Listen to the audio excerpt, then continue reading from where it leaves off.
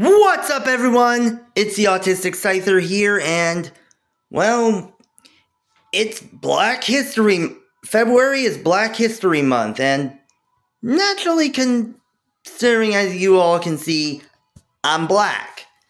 And even with that, I tend to notice when a character is kind of like me, whether black or autistic. And while I did go through autistic Fire Emblem characters in autistic Fire Emblem characters, doing an essay of autistic Fire Emblem characters, it kind of makes sense when you realize a lot of things are the most that kind of gets noticed are when a black character shows up. And naturally, I'm willing to see it. So, that being said, makes you wonder what characters out there are, well, black. And I know Captain Astronaut already has a video like this up, but I decided to throw my hat into the ring and take a look at by going over every black character in video games. And that being said, starting off first, let's start this off with the one thing that most people will think of: fighting games. Yeah, honestly, when it comes down to it, fighting games are kind of the melting pot or the UN of video games, as you get representation from all over the world. And naturally, more often than not, there's a fair amount of black characters showing up from all over the world. And starting them off with the granddaddy of fighting games, Street Fighter, which naturally it starts it with the first Street Fighter game and the character of Birdie, who, again, I was actually surprised to realize that the guy is black. But apparently he is. And granted, well, he was technically the first black character to show up. And he fits with the entire thing with being a black Brit, especially with his punk aesthetic, since England was basically the start of the punk rock movement, since of course, when most people think punk rock groups from England, they think of, well, the Sex Pistols or the Clash, which really does say a lot. That being said, ever since then, I think many of us know about the one character that many people will think of in terms of Street Fighter, that being Balrog in Street Fighter 2. Since many of us have never played the first Street Fighter. But even with that, Balrog's kind of an interesting character since he was based on Mike Tyson. But due to, well, obvious reasons of the actual Mike Tyson, and of trying to avoid being sued by the actual Mike Tyson, well, they decided to change his name from Balrog, which, surprisingly enough, meant switching his name with the names of both Vega and M. Bison, which is kind of interesting. And even with that, Balrog is still pretty similar to even with the new name change, Balrog's still pretty similar to Mike Tyson. Mike Tyson, even to the point where he's basically utilized cheating tactics to win. Which, Mike Tyson has not done that, but we all know that one unboxing match where he ended up biting Evander Holyfield's ear. I mean, The only thing he hasn't had was a bad movie career or a role in the Hangover movies, which Mike Tyson had. But he was played by the late great Michael Clark Duncan in the Street Fighter Legends of Chun-Li movie, so there's that. Even with that, we were also introduced to another character in DJ, who was basically a Jamaican not Jamaican boxer, but a Jamaican capoeira fighter. And naturally, he basically showed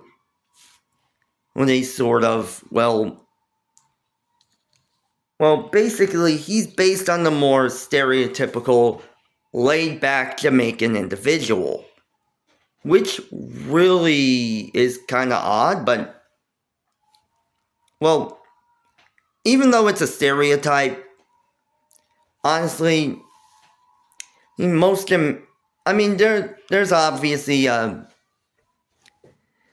not uptight Jamaican out there, but yeah, more often than not, when most people think of Jamaica, they think of the laid-back Jamaican. They think of him as pretty laid-back and chill.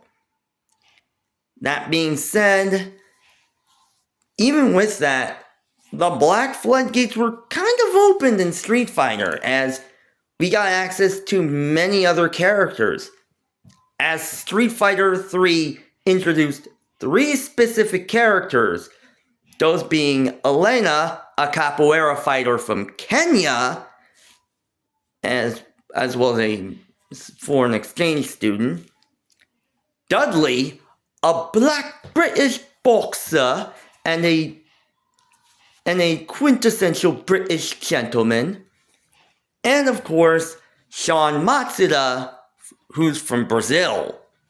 And yeah, I know there are a difference between being just Brazilian or Afro-Brazilian, but either way, Sean Matsuda is basically still considered black since his father was black. And this is also considered the same thing with his sister Laura Matsuda from Street Fighter V, who is, well, ironically one of the few fighters who also utilizes electricity in her moveset, which honestly is a common, I guess I'd say, sort of power that most black people would tend to have. I mean, when you think about black electrical users, you think of like Static Shock or Black Lightning. And so, yeah, kind of common. And finally, with Street Fighter 6, you basically have one of the first black ninjas that Street Fighter ever had, in Kimberly, who is, well, kind of interesting, as she's kind of a more modern or urban ninja, as basically her moveset also not only includes the likes of actual music, like music from a Walkman, but she also utilizes spray paint in her movements, including not her level 3, but including her ultimate move, which is really kind of surprising to say the least. And not only that, but she's from Brooklyn, New York, and her uncle was named Albert Jackson, which, again, not quintessential black people, but kind of noticeable to say the least. However, she's a pretty smart cookie, as she's also a college graduate. So, yeah. And not only that, she took over the Bushin Ryu scene of ninjutsu school of ninjutsu. Well, she basically follows in the footsteps as a Bushinryu ninja from both Guy and Zeku, which really says a lot. I know a lot of people are going to say it's Gi, but again, I've never played a Street Fighter title, so I wouldn't know how to pronounce it. Alright, that being said, Street Fighter wasn't the only one.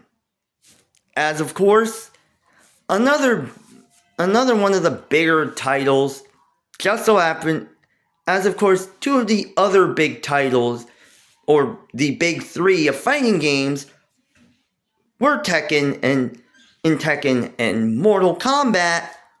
Both also have characters that were more or less known in the Black Pantheon.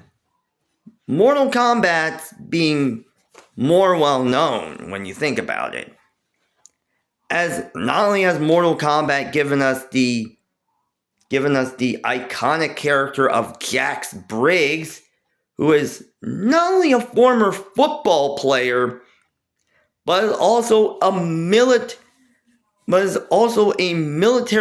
former military commander and the commanding officer of Sonya Blade, as well as a dude who could play a mean saxophone as of Mortal Kombat 11. As well as his daughter Jackie Briggs, who is not only a skilled soldier in her own right, also the friend of Sonya Blade and Johnny Cage's daughter Cassie Cage. And of course, Cyrax, who, while we've seen 3 different iterations of him in the franchise, the latest one turning him into a woman in Mortal Kombat 1, either way, he's basically been African in nationality, being from Botswana in its first 2 iterations. Then there's the female Cyrax, who has actually been from Niger. And surprisingly enough, we've never had a character from Niger in any video game. Or Botswana, but then again, yeah. But as for Tekken, they've also had some interesting characters as well. Whereas from both Raven and Master Raven, 2 ninjas who have basically taken the role of secret agent. But the 2 most notable ones are obviously, of course, Eddie Gordo, who has been around since Tekken 2, who is basically, he served time in prison in order to keep himself safe after his father was killed by an assassin, in order to learn about the assassins that took his father's life, being linked with the Mishima Zaibots, and led by Kazuya Mishima, and thus swearing vengeance against him, as well as having the Killmonger haircut, and of course, Leroy Smith, who not only seems to be very dangerously close to the trope of the magical Negro being a blind black fighter, but he also has a pit bull named Sugar. Yeah, that last one makes me wonder what they were going with. And he's been in the game since Tekken 7.